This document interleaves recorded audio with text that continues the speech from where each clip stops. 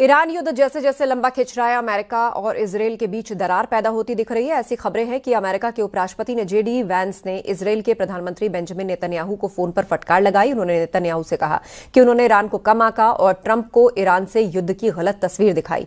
माना जा रहा है कि इजराइल जहां ईरान के साथ लंबी लड़ाई के मूड में है, तो वहीं अमेरिका इस युद्ध को जल्द खत्म करना चाहता है।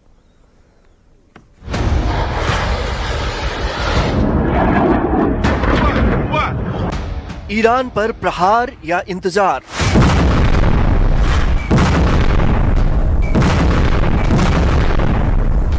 अमेरिका इजराइल में तकरार।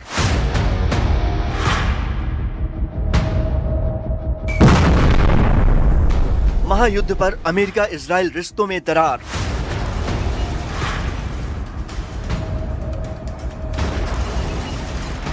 ईरान युद्ध जैसे जैसे लंबा खिंच रहा है, अमेरिका और इजराइल के बीच तनाव भी बढ़ रहा है।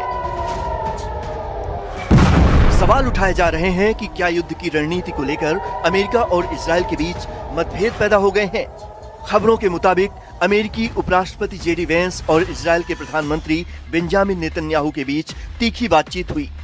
जेडी वैंस ने ईरान युद्ध के बारे में बढ़ा चढ़ाकर दावा करने के लिए नेतन्याहू को जमकर फटकार लगाई, क्योंकि जहां इजराइल इस जंग को लंबा खींचना चाहता है, वहीं अमेरिका इसे जल्द खत्म करने के मूड में है। सूत्रों के मुताबिक अमेरिका के उपराष्ट्रपति जेडी वैंस ने इजराइल के प्रधानमंत्री बेंजामिन नेतन्याहू से सख्त बातचीत में कहा, आपने ईरान को कम करके आंका, आपने ट्रंप को युद्ध की आसान तस्वीर दिखाई। यानी जिस जंग को इजराइल आसान बता रहा था, वो अब अमेरिका को उतनी आसान नहीं लग रही।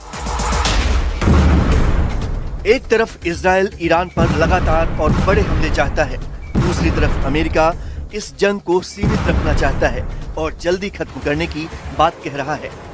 अमेरिकी विदेश मंत्री मार्को रूबियो ने G7 बैठक के बाद बड़ा बयान दिया।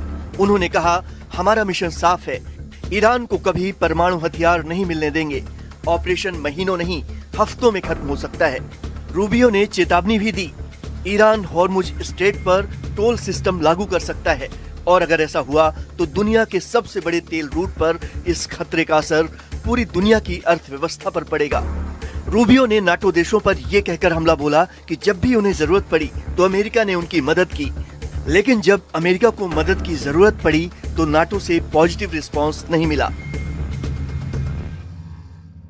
The United States is constantly being asked to help in a war, and we have more than any other country in the world, on a war that's happening in another continent, in Ukraine.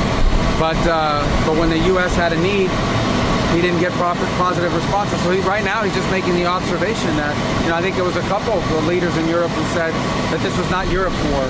Well, Ukraine is not America's war, and yet we've contributed more to that fight than any other country in the world. So it'll be something to examine. The president will have to take into account down the road. सवाल उठ रहे हैं कि क्या America Iran युद्ध में अब पीछे हटने के मूड में आ गया है? क्या अमेरिका ने यह तय कर लिया है कि वो जल्द से जल्द इस युद्ध से निकलना चाहता है और इसीलिए अमेरिका इजराइल के रिश्तों में दरार आ रही है? इजराइल की आक्रामक नीति और अमेरिका की युद्ध को जल्द खत्म करने की स्ट्रेटजी, दोनों देशों में रिश्तों में दरार की वजह है या फिर ये सिर्फ रणनीतिक मतभेद हैं?